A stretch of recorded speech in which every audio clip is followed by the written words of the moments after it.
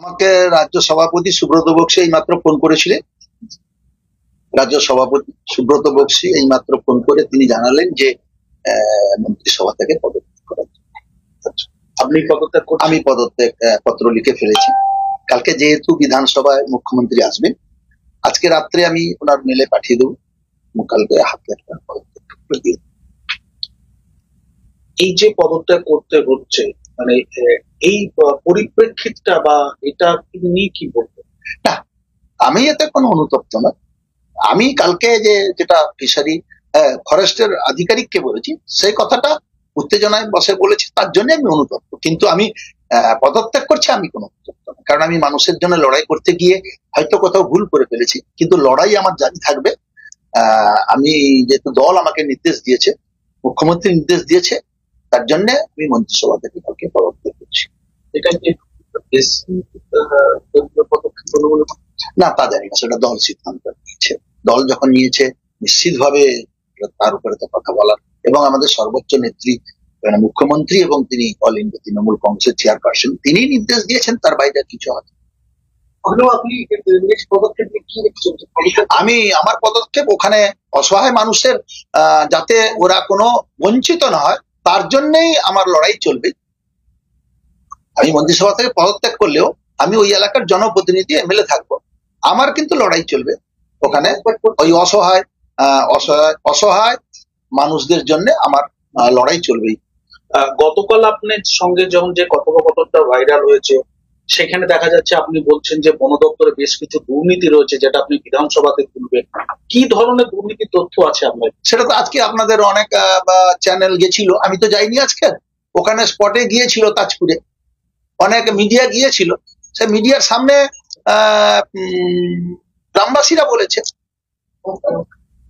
বলেছে যে টাকা নিয়ে বন দপ্তরের লোকেরা টাকা নিয়ে দোকান নাকি বসিয়েছে। এটা গ্রামের মানুষ বলেছে, আমি বলিনি। গ্রামের মানুষরা মিডিয়ার কাছে বলেছে যে এই বন দপ্তরের লোকেরাই কখনো 5,000, কখনো 6,000, কখনো 7,000 টাকা নিয়ে আমাদের দোকান বসিয়েছে। বন দপ্তরে দুর্নীতি হচ্ছে এবং আপনার কাছে সেই খবর ছিল, আপনি আগে মন্ত্রিসভা জানাননি কেন, বা আপনি কি আগে কোনো পদক্ষেপ? আমি এর আগে আমার কোনো খবর ছিল না, আমি সেদিনকেই জেনেছি। আপনি ভিডিওতে বলছেন যে বন দপ্তরে একাধিক দুর্নীতি রয়েছে, যেগুলো ফাঁস করে দেখেছি। সেটা তো কাঠের ব্যাপার বলেছিল। টাকার ব্যাপার বলিনি, টাকার ব্যাপারটা গ্রামের লোক বলেছে, আমি কাঠের ব্যাপারটা বলেছি। কাঠের অনেক কিছু কাঠ ওরা করে। কাঠের ব্যাপারটা, কাঠ অনেক সময় যেগুলো কেজো কাঠ, শুকনো কাঠ সরকারি ঘরে আসার কথা, তা বিক্রি করে নিয়ম কানুন মেনে, পদ্ধতি মেনে সেগুলো বিক্রি করে যে টাকা পয়সা সরকারের কাছে জমা দেওয়া দরকার, সেক্ষেত্রে অব্যবস্থা আছে। অখিলবাবু, একটা বিষয়, এই যে দল এই সিদ্ধান্ত যেটা নিল, তার সঙ্গে কি আপনার তার আগে কি আপনার সঙ্গে কোনোভাবে দল কথা বলেছে যে কোন পরিপ্রেক্ষিতে আপনাকে বলতে হয়েছে, বা আপনি বলেছেন, বা আপনি কেন বলেছেন? দল কি এটা আপনার কাছে কোনোভাবে জানতে চাইছে? না, দল আমার কাছে জানতে চায়নি কি পরিস্থিতিতে হয়েছিল, কিছু জানতে চাইনি। শুধু সুব্রত বক্সী আমাকে বলেছেন গতকাল ঘটনাটা তিনি সারাক্ষণ ধরে টেলিভিশনে দেখেছেন, তিনি নির্দেশ দিয়েছেন পদত্যাগ করতে, তাই আমি পদত্যাগ করে দিচ্ছি। আমি সে ব্যাপারে আমি কোনো মন্তব্য করব না। আমাদের সর্বোচ্চ নেত্রী যেটা নেবেন সেটা, সেই নির্দেশটাই আমাদের কাছে না। আমার কাছে না না না আমার কাছে কি অপশন ছিল? কিছুই অপশন ছিল না। না, এই কথা বলা না। না, আমাকে বলা হয়েছে তো, মুখ্যমন্ত্রী পদত্যাগ করতে সুব্রত বক্সীকে বলেছে, সুব্রত বক্সী আমাকে টেলিফোনে বলেছে তোমাকে মন্ত্রিসভা থেকে পদত্যাগ করতে বলেছে। সেটা কবে বলেছে? আজকে এই 2:30-3টার সময়। আপনি কি আগামীকাল কি পদত্যাগ? হ্যাঁ, পদত্যাগ পত্র আমি লিখে ফেলেছি। পদত্যাগ পত্র দল থেকে আসার পরে আমি লিখে ফেলেছি, এবং সেটা আমি পদত্যাগ কালকেই মুখ্যমন্ত্রীর কাছে দিয়ে। কোথাও কি কঠোর সিদ্ধান্ত দল নিল, মানে এইরকম একটা বিষয়? না, সেটা দল যেভাবে সিদ্ধান্ত নিবে সেটা তো আমাকে মেনে চলতে হবে। এটা কঠোর হলো কি নরম হলো দল বুঝবে, কিন্তু কঠোর হলে হবে। প্রথম দিনের মানুষের পাশে আমি সবসময় আছি, এবং ওই অসহায় মানুষরা যাতে কোনোভাবে যারা বঞ্চিত না হয় সেসব ব্যাপারে আমি তাদের পাশে সবসময়। তৃণমূল কংগ্রেসের প্রথম দিনের সৈনিক, কংগ্রেসেরও একই সঙ্গে মমতা বন্দ্যোপাধ্যায়ের সঙ্গে আপনি রাজনীতি করেছেন। দীর্ঘ এত বছর রাজনীতি জীবনে এতবারের বিধায়ক, এতবারের মন্ত্রী, তারপরে এই ধরনের সিদ্ধান্ত একটা কোথাও কি একটু কষ্ট লাগে না, আমি তো দলের বাইরে নয়। আমি যতবারই এমএলএ হই না কেন, দল আমাকে টিকিট দিয়েছে, এমএলএ করেছে, মন্ত্রী করেছে মুখ্যমন্ত্রী, তো তার বাইরে তো আমি কোনো যেতে পারি না। আমি নিশ্চিত ভাবে সেই কথা আমি মেনে চলবো। মুখ্যমন্ত্রীর সঙ্গে কি কথা বলবেন আপনি? না, আজকে কোনো কথা বলবো, কালকে পদত্যাগপত্র দেওয়ার সময় কথা বলবো। গতকাল থেকে এই যে পরিস্থিতির সম্মুখীন হতে হলো, ঘরে বাইরে একটা চাপ তৈরি হলো।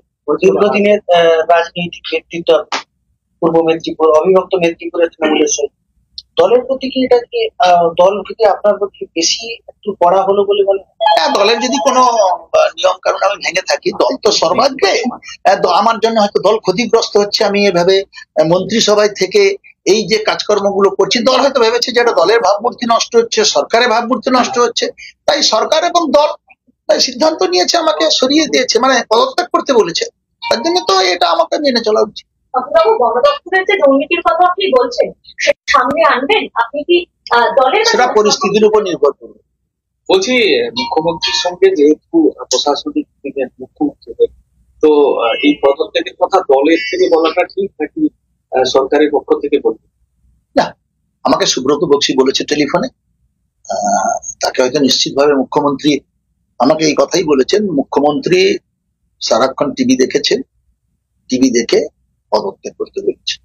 সেটা তো মুখ্যমন্ত্রীও তো দলের সুপ্রিমো, অল ইন্ডিয়া তৃণমূল কংগ্রেসের প্রেসিডেন্ট, চেয়ারপারসন, রাজ্য সভাপতিকে বলেছেন, রাজ্য সভাপতি আমাদের বলেছে, আমি পদত্যাগ করেছি। দলের অভিভাবক হিসেবে মুখ্যমন্ত্রী নির্দেশ, দলের রাজ্য সভাপতির পক্ষ থেকে এই নির্দেশটা কি মেনে চলবেন, না সাধারণ মানুষ বা আপনার এলাকার যারা ভোটার তাদের পাশে থাকবেন? না না, আমি পদত্যাগ করে দিয়ে সাধারণ মানুষের পাশে থাকি। মানে ব্যক্তি অখিলগিরির লড়াইটা জারি থাকবে। ব্যক্তি অখিলগিরি, ওখানে আমি তো পদত্যাগ করছি মন্ত্রিসভা থেকে, কিন্তু আমি তো ওখানে এমএলএ থাকবোই রামনগরে। আমি এমএলএ হিসাবে, জনপ্রতিনিধি হিসাবে আমার লড়াই চলবে। অখিলবাবু, একটা প্রশ্ন, গতকালের যে ঘটনাটা আপনার সঙ্গে রেঞ্জারে বাদানুবাদ, তারপরে দলের থেকে আজকে ঠিক কি নির্দেশ এলো?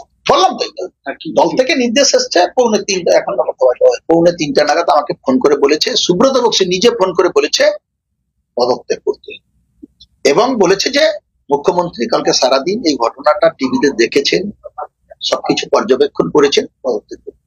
আপনি পদত্যাগ করছেন? হ্যাঁ, আমি লিখে ফেলেছি, বললাম। আচ্ছা, মেলে কি পাঠিয়ে দিন? পাঠানো হয়নি, পাঠিয়ে দেবো। আচ্ছা, আগামীকাল হার্ড কপি, মানে হাতে লেখা চিঠি ওনাকে দেবে সরাসরি মুখ্যমন্ত্রী। কাল ক্যাবিনেট মিটিং ছিল 3টার সময়, যেহেতু কালকে বন মহোৎসব আছে বিধানসভায়, 10টা থেকে বসবে, তাই বিধানসভায় উনি যখনই আসবেন তখনই আমি পাঠাতে চাই। এই যে সিদ্ধান্তটা আপনাকে জানানো হবে, এর আগে কি আপনার সঙ্গে কোনোভাবে বললাম, একটা কথা বললাম, আমার সাথে না দল আলোচনা করার এই ব্যাপারটাই, দল উপরে যা রাজ্য দল যা সিদ্ধান্ত